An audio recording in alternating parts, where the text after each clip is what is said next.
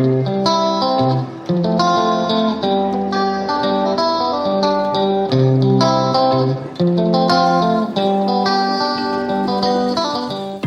morning, everyone. Pastor John here, bringing you this week's From the Pastor's Desk. I pray that God is with you and is filling you with his peace and joy, especially in these interesting times. Now, do you remember the good old riddle? Here's one for you. There were 10 copycats sitting on a fence. One jumped off. How many were left?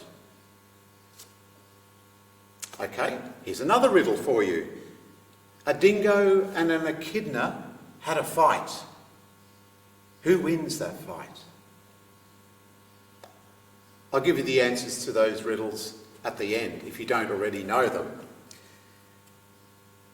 Riddles are fun, and we love to engage the brain cells to try and work out the answers to these tricky questions.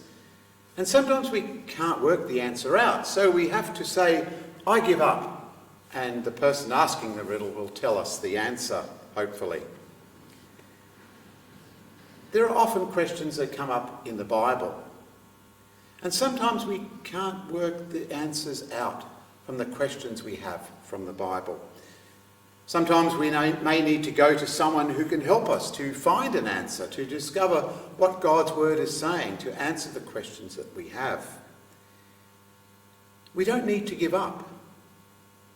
God's word simply encourages us, even if we can't find an answer at the time, to give him our unanswered questions. Go to him with our unanswered questions and leave them with him while we wait for an answer from him. He encourages us to live then in faith, hope and love, and be reminded daily of his powerful eternal care surrounding us all through our daily lives. Humanly speaking, it can be frustrating at times, isn't it, when we have a question for God and we don't seem to be getting the answer. But God assures us that he never leaves us nor forsakes us. He never leaves us nor forsakes us. You can find those words in Hebrews 13, verse 5. So, answers to those riddles.